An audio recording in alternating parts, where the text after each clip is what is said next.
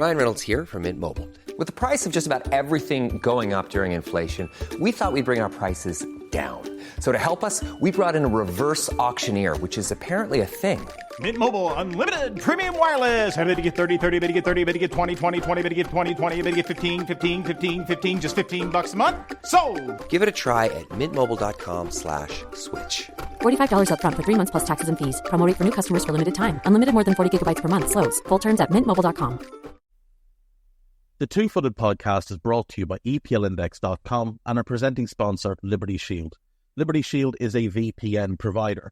A virtual privacy network allows you to go online, change your location, access things you're geo-blocked from, while keeping your data safe. So, as an example, if you are a UK expat and want access to BBC iPlayer to watch Match of the Day, or ITV Hub, or all four, but you get that message that says this content is not available in your location, a Liberty Shield VPN gets you around that block, allows you to watch whatever you want on those services while also keeping your data safe. And it goes further than that. It allows you to open up Netflix's entire library by just changing your IP address. Liberty Shield is the #1 rated VPN provider on Trustpilot with 5-star ratings across the board. So go to libertyshield.com right now, use the code EPL25 and get either the hardware package or the software package. The hardware package is a router that you plug into your existing router, and any item you want to change the IP address on, be it your phone or your television, you connect that to the new Liberty Shield router. All other items can remain connected to your existing router. There's also a software package, which is instantly downloadable to your device, and you can get using straight away. Again, libertyshield.com, EPL25 for 25% off at checkout. We're also brought to you by Home of Hopcroft, a giftware and homeware company located in Scotland but shipping worldwide. Check out homeofhopcroft.co.uk and do check out the EPL Index and Anfield Index shops, which you'll find on Etsy. Use the codes EPL10 or RED10 for 10% off at checkout. And lastly, do remember to check out A Tad Predictable, hosted by Tadiwa.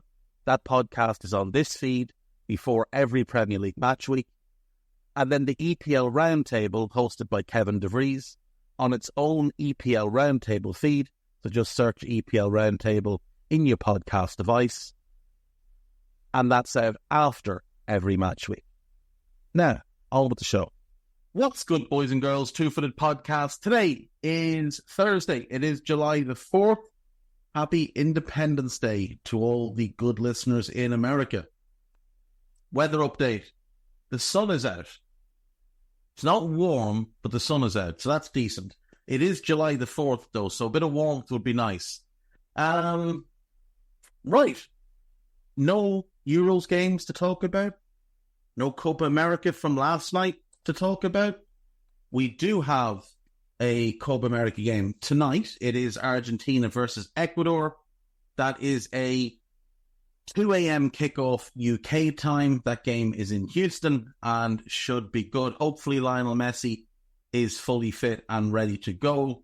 Argentina looking very, very formidable in the competition. What we're going to do today, we're going to have a look at Spurs season they had, summer they're having, what else they might do. We've got some listeners' questions. We'll have the news, we'll have the gossip, and that will do us. Right, Tottenham Hotspur. First season under Ange Postecoglou. I have to say, I think if not for injuries, I think the season will be looked at an awful lot more positively. I think he had a good season with them, got them to 5th. Cup runs, not so much, but I think 5th in the league is respectable. And when we look at the injuries they had, I do think it tends to tell quite a story. So last summer, they brought in Vicario from Empoli. He was outstanding. James Maddison from Leicester, brilliant at the start of the year, got injured, came back, wasn't quite as good, but overall a solid season. Ashley Phillips came in from Blackburn, didn't feature. Mickey van de Ven came in from Wolfsburg. He was outstanding, but did miss a chunk of the season through injury. Alejo Vélez came in from Rosario Central, didn't feature a whole lot. Brennan Johnson, flattered to deceive at times. Radu Dragusin was brought in January. No, sorry, right at it was January. In January for Radu Dragusin. Didn't play a ton. I think we'll see a lot more of him moving forward. They also signed Manor Solomon on a free. He got injured and good enough for him. Dejan Kulusevski and Pedro Porro had been there. Those were deals that were loans with obligations to buy, so they did have to make them permanent. They also signed Timo Werner in January on loan. They sold Harry Winks, sold Harry Kane, sold Harvey White, sold Davinson Sanchez, released Hugo Lloris in January, and loaned out a bunch of other players. Joe Rodon, Troy Parrott, Alfie Devine, Jed Spence, Stain Scarlett, Jaffa Tanganga, Sergio Reguilon had 2 different loans.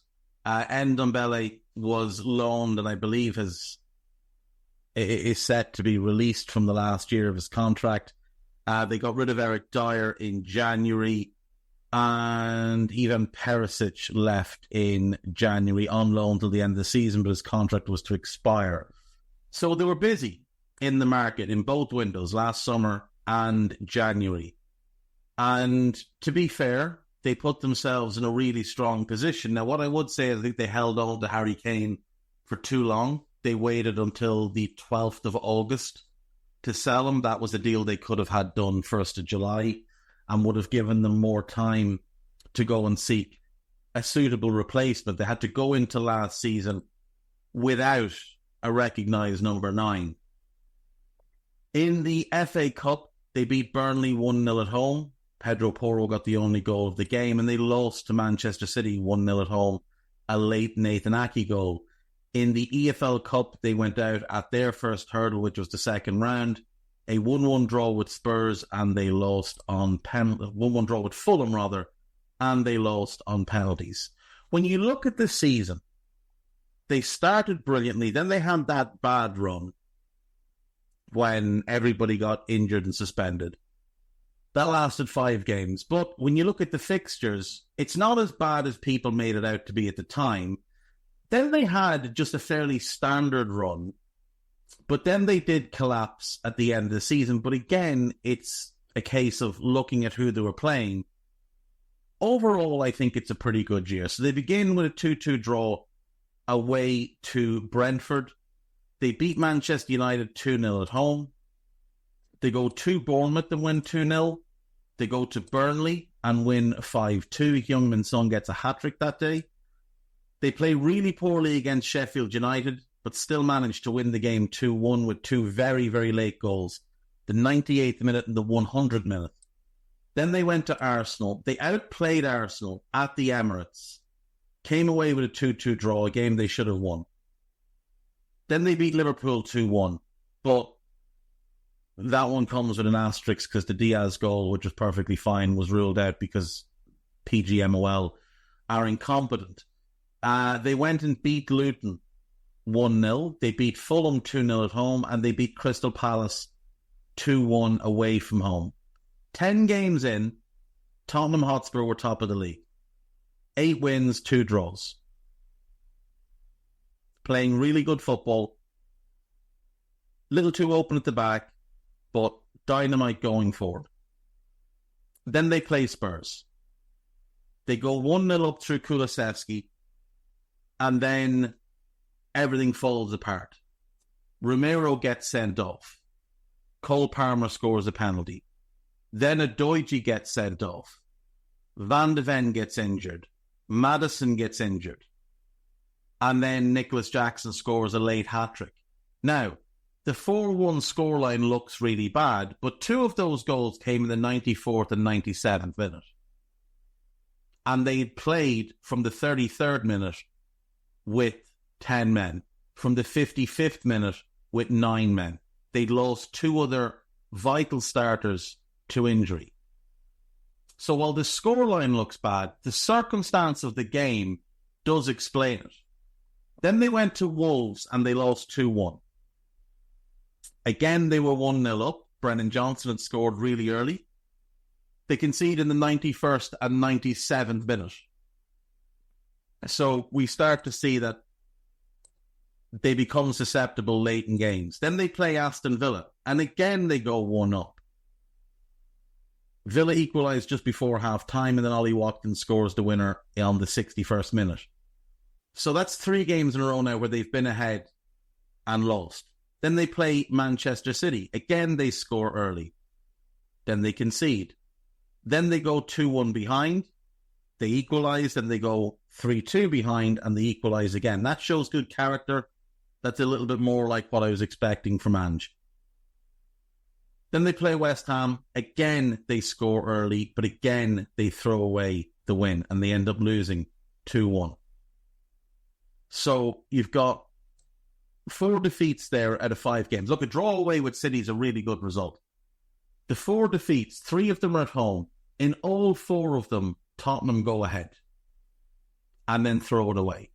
So that's something they'll need to learn from. Now remember as well, no Romero for 3 of those games, no Van de Ven for any of them. They're playing Emerson Royal and Ben Davies at centre-back because Eric Dyer is deemed just not good enough, and then he went to Bayern Munich, which is just bizarre.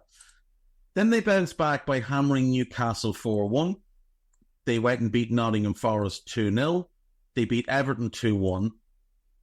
Then they played Brighton. They got absolutely battered. They were 4-0 down, scored 2 late consolation goals.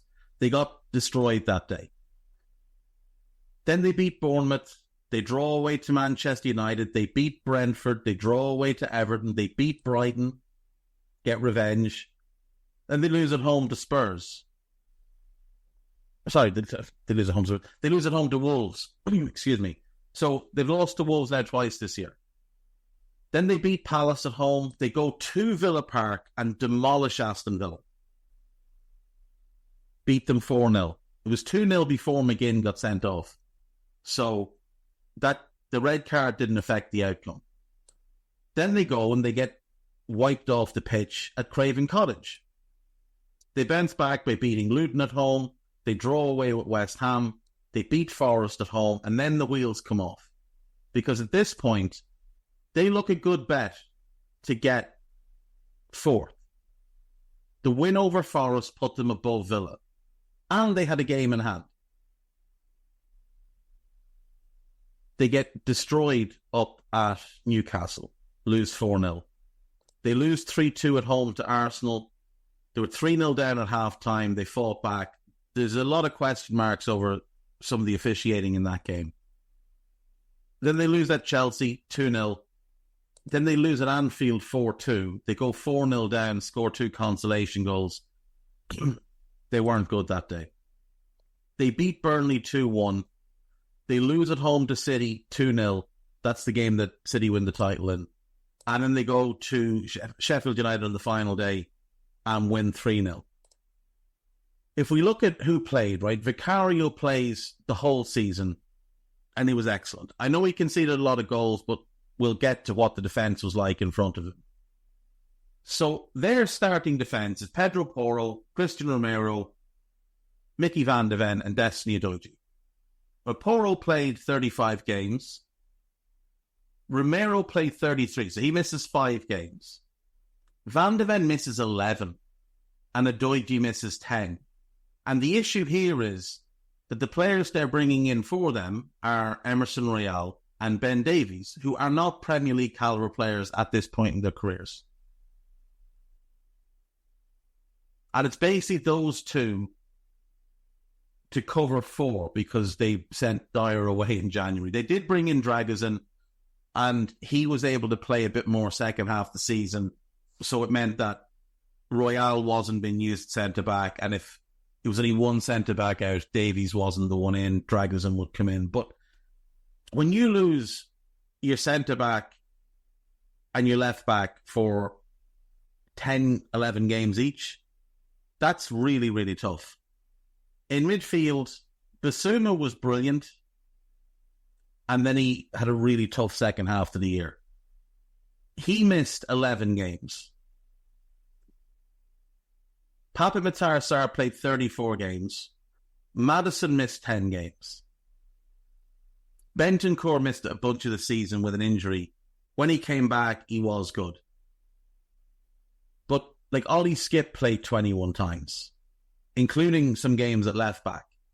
Højbjerg, that they've been trying to sell for years, played 36 times. Once these players are gone, and Ange has players in that can actually contribute, Spurs will be a lot better. But the bigger issue comes in attack. So Son plays 35 games. Kulusevski plays 36. Johnson plays 32, 23 starts. The fourth forward was meant to be Richarlison. He only started 18 games because of injury, and he had some mental health problems. Timo Werner came in. He was a disappointment. Manor Solomon missed most of the season. Brian Hill didn't get much of a look in. Not having that fourth attacker, having issues with fitness in midfield, with Bissouma, with Maddison, and then having issues at the back with Van de Ven and Adoiji. You're looking at 5 starters missing 10 or more games in Van de Ven, Adoiji, Bissouma, Maddison, and Richarlison. 10 or more games they didn't play it. And in Richarlison's case, there was 20 games he didn't start. And he still scored 11 goals in only 18 starts. So his form wasn't great, but he was quite effective when he did play. Kulusevski's form was hit and miss. Johnson's form, like I said, was hit and miss, but he still put up fairly respectable numbers. In the Premier League, he had 5 goals and 10 assists this past year, which isn't dreadful. Isn't dreadful at all. Brennan Johnson's a talented player. He's quick, he's direct, he's comfortable taking players on. 5 goals and 10 assists in 2,300 minutes is not bad.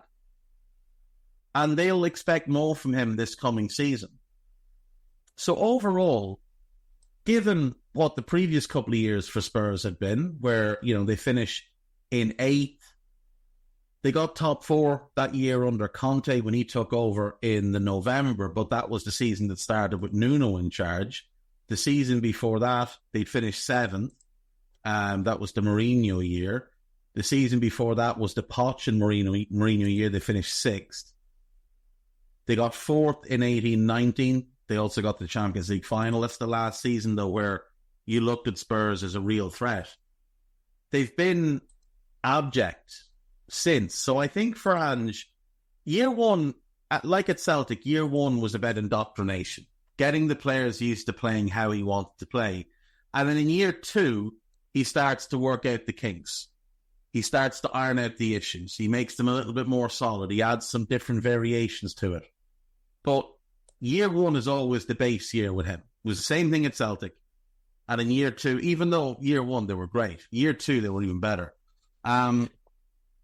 Spurs clearly need to add more pieces. They need to get rid of some of the players that were in their squad last year who quite simply aren't good enough. I would suggest they need a backup goalkeeper. I think Fraser Forster's fine as a third choice. I don't think he's good enough as a backup. It looks like Emerson Royale might leave. Maybe they already have the backup right back in-house, possibly.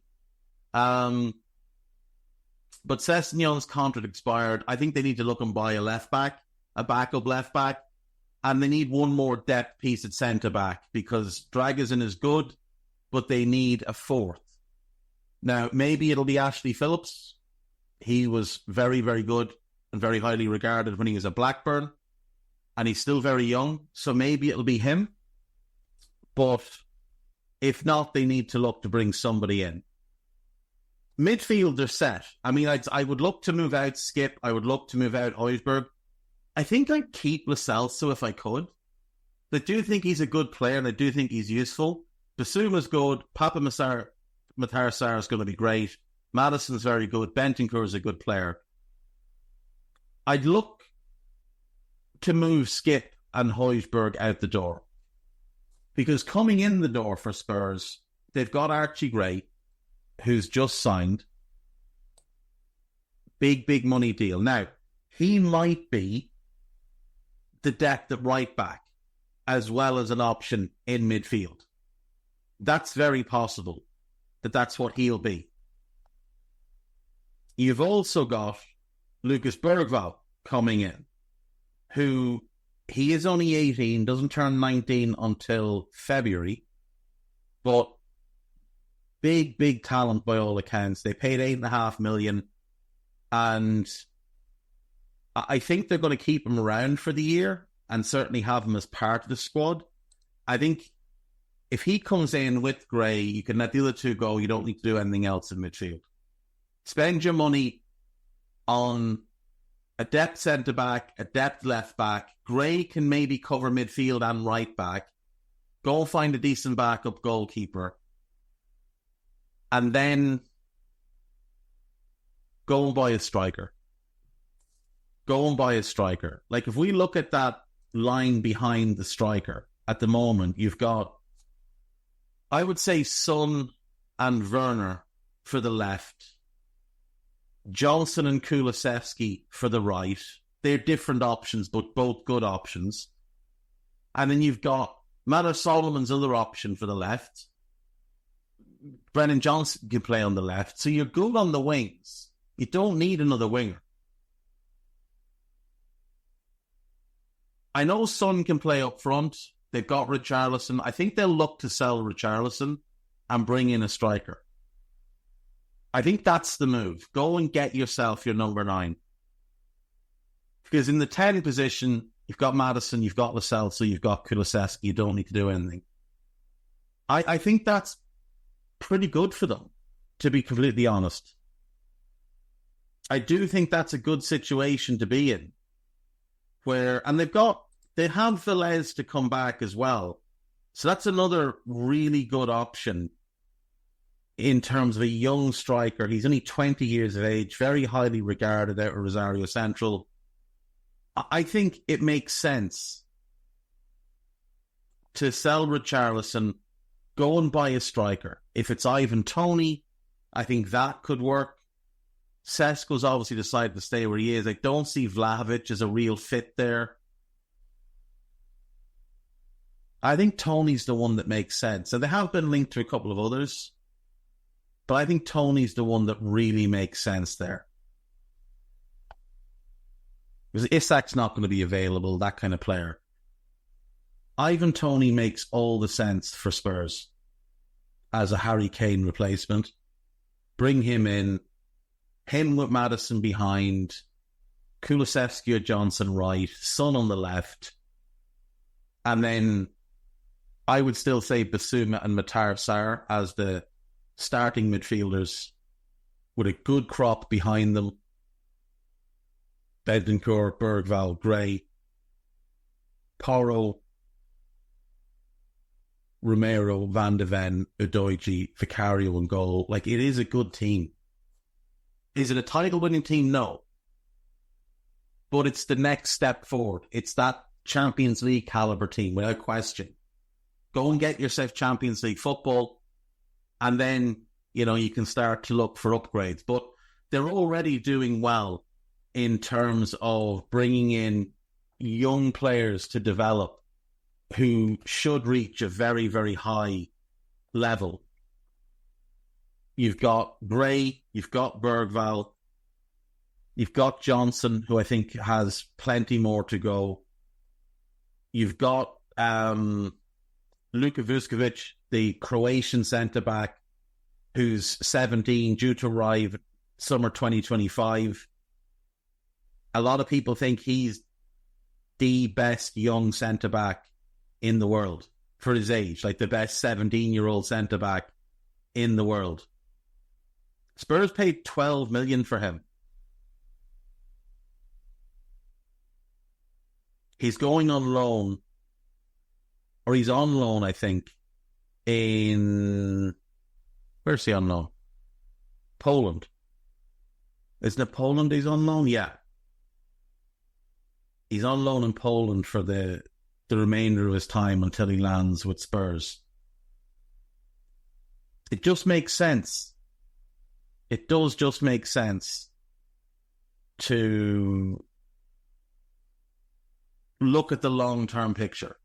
And that long-term picture is going to be built around Vuskovic. It's going to be built around Van de Ven. And it's going to be built around Pape Matar Sarr and Gray and Bergvall and Adoiji and Dragozin. Like, these are young players. Dragozin is 22, right? Vicario's 27. That's young for centre-back.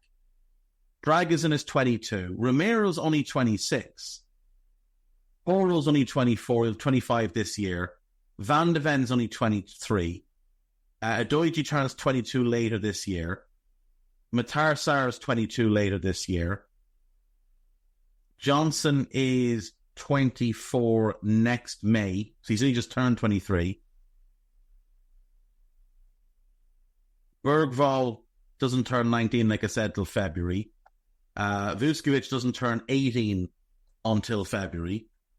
Archie Gray is just 18 in March gone. Like, this is the future of Spurs. This is the group to build with.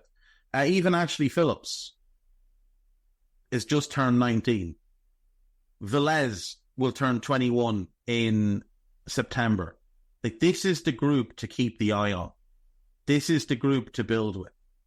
Everything else is just about getting you through the next few years, keeping you afloat in the Champions League, and trying to build an elite team behind them that will age together and develop together. And all of a sudden, these players that are between 17 and 23, 24, all of a sudden they all blossom. And now they're between 24 and 29 together. And they've been together for 7 years.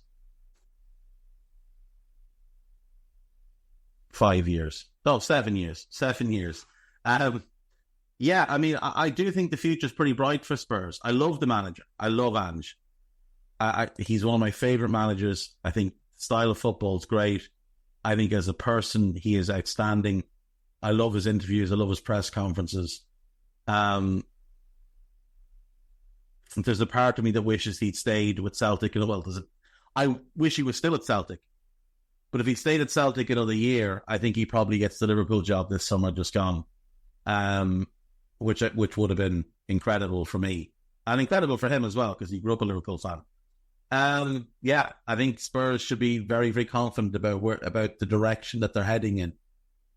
But I think they need to be careful. I think they need to make sure that when they buy either players for now or players that fit that Archie Gray, Bergvall, topped out with Mickey Van de Ven type of timeline. There's so much talent there, and it will all develop well under this manager.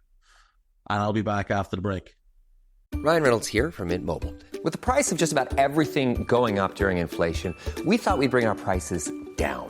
So to help us, we brought in a reverse auctioneer, which is apparently a thing. Mint Mobile Unlimited Premium Wireless. How to get 30, 30, bit to get 30, bit to get 20, 20, 20, bit to get 20, 20, bit to get 15, 15, 15, 15, just $15 a month? Sold! Give it a try at mintmobile.com/switch. $45 up front for 3 months plus taxes and fees. Promo rate for new customers for limited time. Unlimited more than 40 gigabytes per month. Slows full terms at mintmobile.com. Right, welcome back. So, it's questions day. So we have 3. AMK2889. Do you think Mourinho would ever be interested in managing in MLS or taking either the US or England job? I definitely think he'd take the England job. I'd have absolutely no doubt that he would take the England job in a heartbeat. In terms of MLS, I think if he was offered the LA Galaxy job or the LAFC job, he'd take them. I think he'd take Inter Miami. I think he would potentially take one of the New York jobs. I just don't think he'd ever be offered them, because I think Red Bull and the City Football Group, they like to keep things within their own sphere, and he's not their kind of blueprint. But I do think he'd manage Inter Miami. I do think he'd manage one of the LA teams, those kind of glamour franchises. I think he'd do that. The US men's national team is an interesting one, and we have another question about that as well, but I don't think it's the right job for Mourinho. I don't think he's the right personality for that job. I think he's too driven to win and win relentlessly. And I know he hasn't done it in years. I think that's part of his problem, is he hasn't adapted his own expectations. So no to US men's national team, yes to England, and yes to MLS.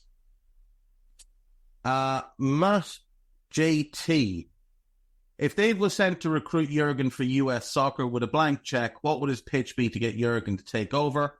And how well could they do at the 2026 World Cup and beyond? Right. If I was sent to recruit Jurgen, I wouldn't recruit him to manage the national team. I'd recruit him to take over the running of US soccer from the top and reshape it. And with the type of money that could be generated behind it, I've talked about this before, basically redeveloping or, properly developing the academy system, the pathways, and making sure that the best young players are getting the best training from a very early age in centralized areas. So, for example, you'd put an academy in LA, you'd put an academy in Florida, you'd put an academy in New York, you'd put an academy in Dallas, and then you'd dot other academies around the country so that each area was represented. Now, not every state warrants an academy of its own. So you put one in New England that can kind of take in kids from outside New York City, within New York State, New Jersey, and then all the New England states. So your Massachusetts, your Rhode Island, Vermont, Maine, Connecticut, I'm sure I'm missing one. You maybe put one in Chicago, because it's a huge city, and then put another one in the Midwest somewhere. Maybe in, by the way, and the Midwest thing always annoys me, but I'm not going to get into that now. Maybe put one in Michigan or Milwaukee or Wisconsin or Indianapolis, Indiana, somewhere like that. And just dot them around and make sure that you're getting the very, very best young players, that they're not being lost to other sports. Obviously, one of the big issues in America is the sheer availability of sport to young players. So you've got basketball, baseball, football, soccer, lacrosse, ice hockey, track and field. And that's before you start getting into things like boxing, MMA, etc., etc. And I think that's the path to go with Jurgen. Like, come up with a plan before you approach him. We're going to spend this much money on these academies, and we're going to fill them with the best young players. And we're going to create academy leagues where these academies just play against each other. And they're always developing in competition with these other kids.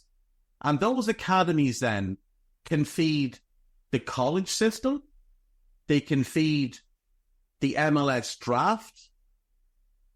Players can be sold and money can be put back in abroad. So if there's a player who's 17, who's, let's just say he's the next Neymar, to pull a name, and Barcelona are interested and want to buy him, or Chelsea are interested and want to buy him, you can agree on a fee of X amount. When the player turns 18, he leaves, and that money just goes back into the system.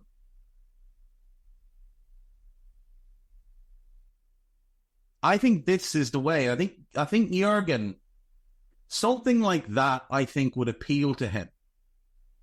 And then you say to him, look, this is what we want you to do. We want you to run this.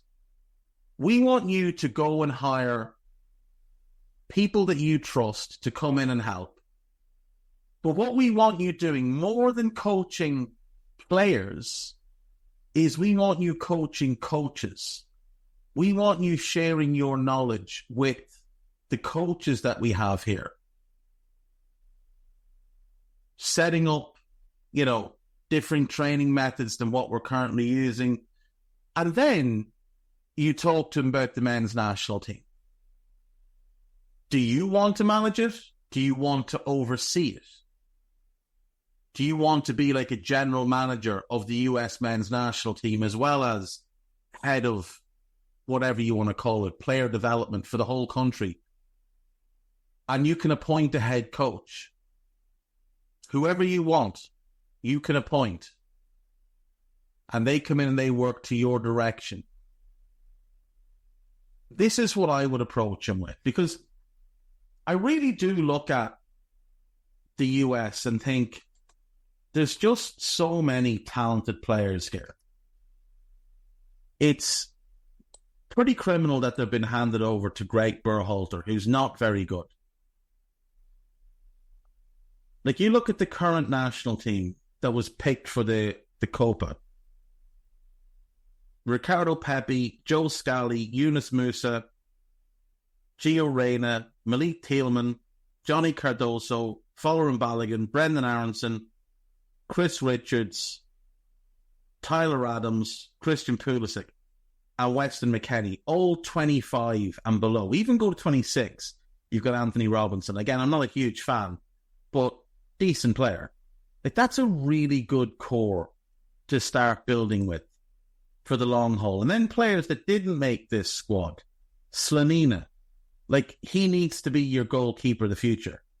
Caleb Wiley, the fullback, looks like he's going to go to Strasbourg, I think. Paxton Aronson. Hayde Cole, who plays for Guadalajara, looks a hell of a player.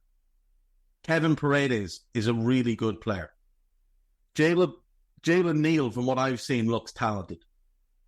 Gianluca Busio looks really good from what I've seen in Venezia. Tanner Testament is there as well. Brian Reynolds is a good player.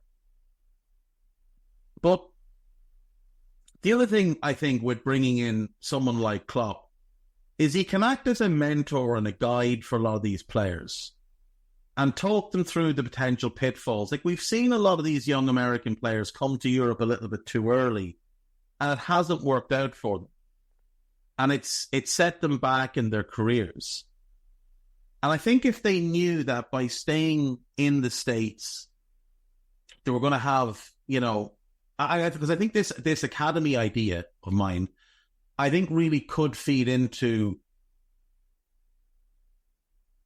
a stronger MLS.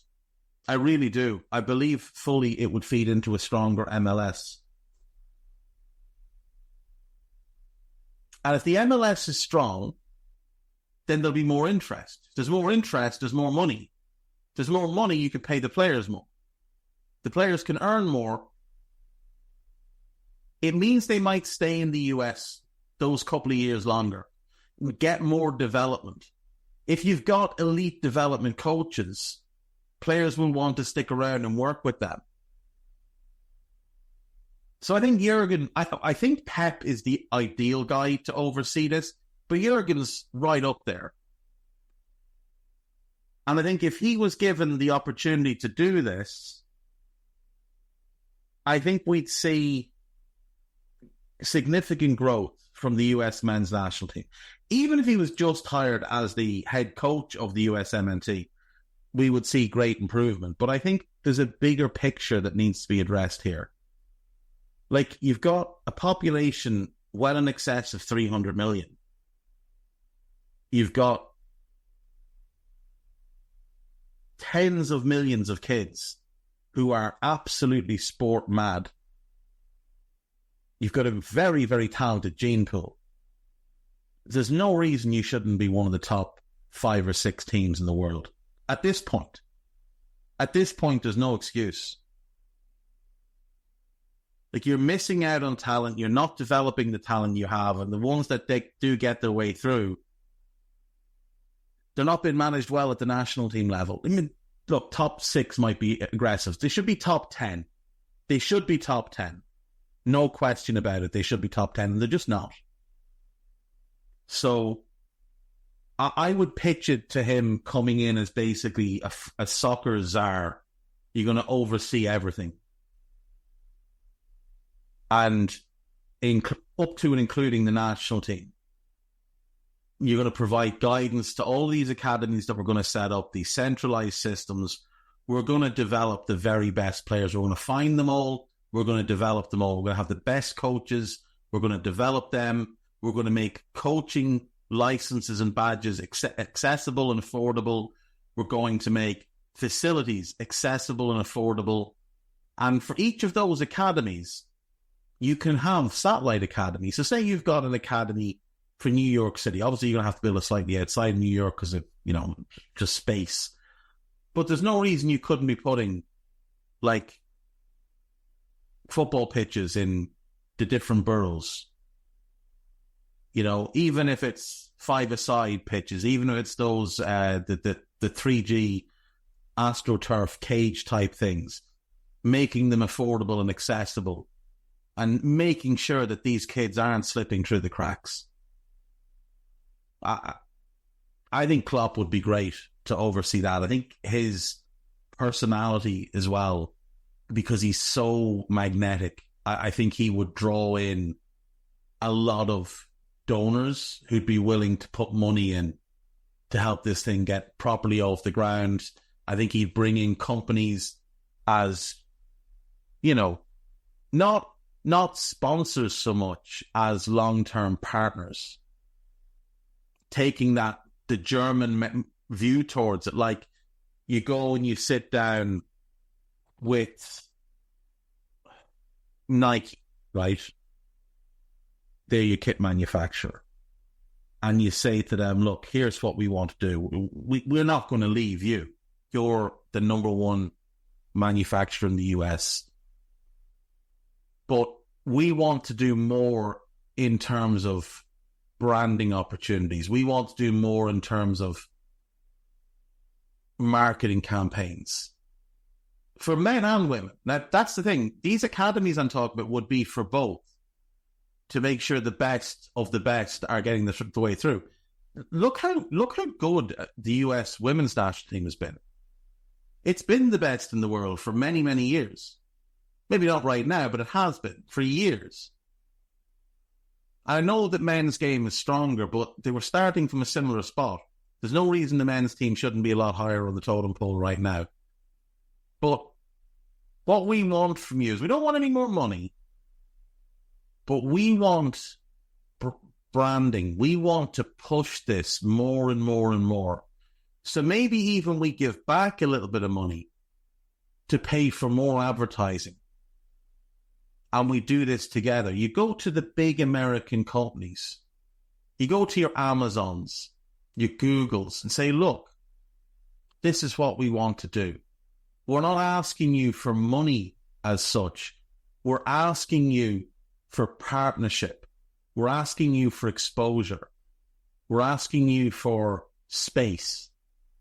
Can we do, anytime the US men's or women's national team are playing, can we do day before, day of, day after, that the Google skin changes to a national team themed skin? Can we do something like that to draw interest?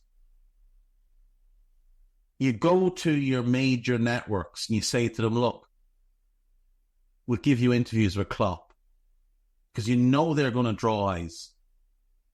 But in return, we want, whatever it is, some sort of exposure.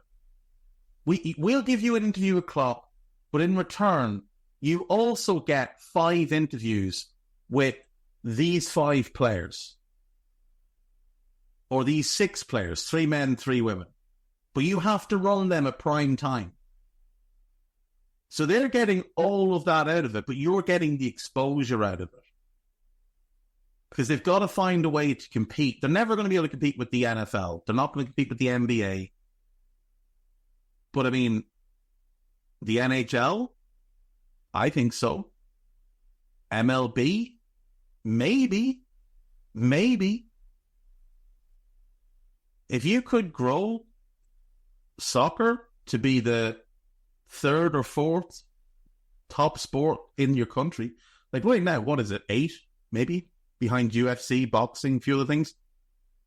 I just think there's so much scope to grow it, and I think Klopp would be a huge part of that. Anyway, final question, Isaac Gilding. What did you make of Danny Carvajal's form this past season? Did anyone see it coming? I thought he was washed in 2022. Remember a lot of chat about how Luis Diaz was going to roast him in the 2022 Champions League final. It did not happen, and he seems to have basically respawned. He has. Danny Carvajal has respawned himself. It is the maddest thing. In the 2021-22 season, he looked washed up until about March. And he had been pretty poor. He missed a ton of the previous season through injury, 2021. He wasn't great in 1920. He just looked tired. Then he got injured, and then he just looked washed. And then he just had this amazing bounce back. He was brilliant to end that season. They won the league and Champions League double. He was pretty good last year. And he's been sensational this year. Champions League, La Liga, and obviously playing a huge role for Spain in the Euros right now. And I mean, you can't argue with the career. He's won 4 league titles, 2 Copa del Reys, 6 Champions Leagues, 4 UEFA Super Cups, 5 World Club Cups. At international level, he's won the under-19 Euros, the under-21 Euros. He's missing the senior Euros from the set. He did win the League of Nations, or the Nations League. But like, this is a guy that was in Real's reserves, and they were unsure of him. He was a little bit too small. He wasn't the quickest. Like, what is he, 5'9", 5'8"? He went to Bayer Leverkusen on loan in 2012-13, and he was absolutely sensational for them. And Real were like, oh, okay, well, that's right back solved. Brought him back in, and the success has just been, well, pretty much non-stop, 6 Champions Leagues. It is absolutely bananas. 6 in 11 years. He is one of the most underrated players in the world. He's going to be historically underrated as well. But you'll see foolish people try and claim that Kyle Walker's better than him.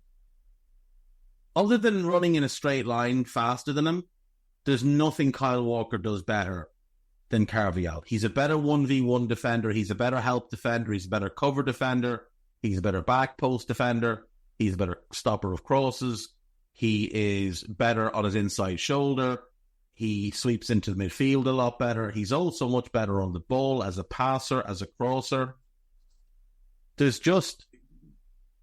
Kyle Walker's better at long-range shooting because he can kick the ball really hard. And he runs really fast. And they're the only 2 things he's better than Danny Carvajal at. And there's a reason Danny Carvajal is having one of the all-time great careers. And Kyle Walker, don't get me wrong, he's had a tremendous career. But he's needed to do it in a team that's cheated. So, there is that. And he's done nothing at international level. I love Danny Carvajal. Back after the break. Right, welcome back. So Arsenal have made the David Raya move official. Loan with an obligation to buy has now been converted into a permanent move, £27 million. Manchester United have given Erik ten Hag, overseer of their worst year in Premier League history, a new contract. Now, it is only a 1-year extension, but I'd imagine he's also reworked his money for this year. It's a new 2-year contract. He was contracted for this coming season. I'd imagine he's reworked his money, gotten a little bit more, and he's gotten an extra year, which is hilarious considering they spent weeks considering whether they should sack him or not. Newcastle, who lost Dan Ashworth to United, have upgraded their director of football position, hiring Paul Mitchell. Mitchell was at Southampton as head of recruitment. He was at Spurs as head of recruitment. He was at Leipzig. He has been at Monaco. And to be fair, he's done a really good job in most places. Now, he is known to be a little bit abrasive and can fall out with people, but I think him and Eddie Howe should work well together because they're both a little bit abrasive, so they might just bounce off each other quite well. He didn't have as much success at Monaco in the transfer market as he has had previously, but it was also the first time he was really given the keys to the kingdom. So, and it's Monaco. It's not like it was PSG or even Lyon, one of the elite clubs. Monaco, they've had great periods in their history, but they are a smaller club. I know they've got money behind them, but not a lot of people... So some people just don't want to go and live in Monaco. Some people don't want to play in front of 4,000 people, Monaco don't attract big crowds, and it's one of the reasons people can be a little bit put off by playing there. And the other side of it is, even as a footballer earning good money, Monaco's a very expensive, or Monte Carlo is a very expensive place to live. Like a very expensive place to live. So, it can put some people off.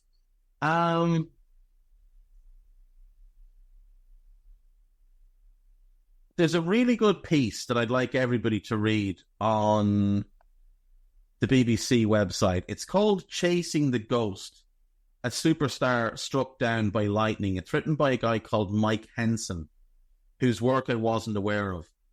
This is outstanding. So go and read this piece. Serious concerns over the hospital care of former Arsenal and Everton footballer Kevin Campbell have been flagged up by a health trust. Kevin Campbell obviously died a few weeks ago, having spent a month in hospital, and now it doesn't sound like he got the best of care. So I would hope that we hear more. It's got to be tough for the family and tough for everybody that knew Kevin Campbell, because everybody that knew him, that played with him, that crossed paths with him, just speaks glowingly about him. And to hear this is tough. What else do we have here? West Ham are on the verge of completing a £40 million deal to bring Max Kilman in from Wolves. So they had a £25 million bid rejected a month ago, and now it appears like they've gone back for Kilman, and it looks like they are going to get that deal done. Max Kilman's a very good centre-back. Is he better than Agard? I'm not sure, but he's younger and more available than Agard, so it makes sense in that regard.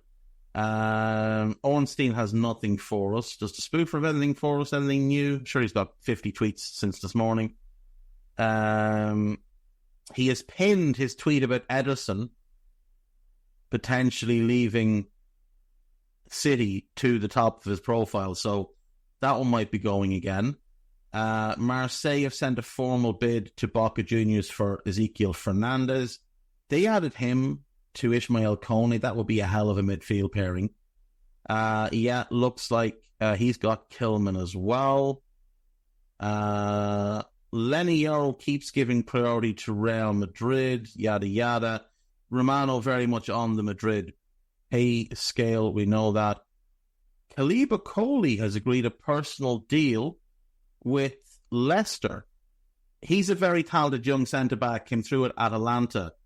So that could be a good get for Leicester, who desperately need centre-backs. Christian Vivel has signed as the new director of recruitment at Manchester United on a short-term deal. That's not a role he's ever done before, so it should be interesting. Marseille are considering a move for Youssef Attal, very exciting right back. Brighton have agreed a deal to sign Mats Wiefer from Feyenoord. Final deal will be €30 million plus add-on. Agreement on personal terms now being completed. That's a good signing for Brighton. He's a player that Brighton is the right level for him. Winsley Botelli is signing a new deal with Borussia Mönchengladbach. He's a good player. Max Kilman, Okoli, Botelli. Tanguy Ndombele is set to go to Nice on a free for a 2-year contract. Lego Head again. Michael Olise is set to have his medical with Bayern Munich this summer. Inter are set to sign Tanner Tessman, I just mentioned him, from Venezia. I assume he'll be loaned straight back out. What else does this he have? Let's see. Zlatan has confirmed Theo Hernandez is to stay at AC Milan. Brentford have opened talks to sign Strahinja Pavlovic. Oh, that could be a good one. I really like him. That could be a very, very good deal. Flamengo are apparently trying to sign Lucas Paqueta on loan. I'm not sure if they understand that if he gets banned, he's going to be banned globally, not just in Europe. Ederson.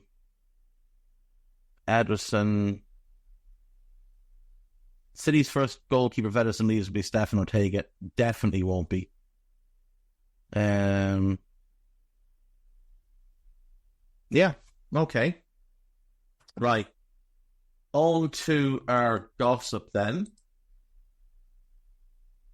Arsenal have a £40 million bid for Ricardo Calafiori rejected, who they want at least 42 million. Chelsea are also interested. Manchester United would consider sizable offers for Bruno Fernandes. William Saliba could leave Arsenal this summer with Real Madrid interested. Nigeria striker Victor Osimhen is expected to be involved in Napoli's pre-season preparations amid interest from United, Chelsea. Doesn't look like anyone can afford him, to be honest. West Ham will consider a new offer for Jean-Claire Todibo. Now, my assumption is they want Todibo and Kilman, because one's a left-footed left-side centre-back and the other's a right-footed right-side centre-back. And that would push Zuma into a backup role, and I assume mean that they would sell a guard, I guess. Barcelona want to sign Dani Olmo. Willian has rejected the offer of a new contract at Fulham and has interest in Saudi Arabia and Turkey. Ethan Mbappe, younger brother of Kylian, is set to sign a long-term deal at Lille. Manchester United are keen on re-signing Sergio Reguilon. I would have doubts about that because he was garbage there. Everton are interested in Jackson Chachua of Hellas Verona, who want 7 million for him. Atalanta are set to sign Nicolo Zaniolo on loan with an obligation to buy. They do love a tall forward. Last summer they brought in De Ketelaere, Scamacca, and El Bilal Toure, all of whom are over 6 foot. And now 6'4" Zaniolo as well. John Percy is reporting that it's expected that Wolves will accept that offer from West Ham. Barcelona would be willing to sell Ronald Araujo and Rafinha in order to sign Nico Williams. My assumption is they sell Rafinha, they sign Nico. Chelsea are keen on Murillo of Nottingham Forest, but feel his price tag is too high. Forest apparently won 60 million. I think there's a few clubs interested in him. Conor Gallagher is reluctant to relocate to the Midlands to join Aston Villa. Conor Gallagher might want to have a quick look in the mirror. That'll do me for today, folks. I'll see you all tomorrow. Take care of yourselves. Sports Social Podcast Network.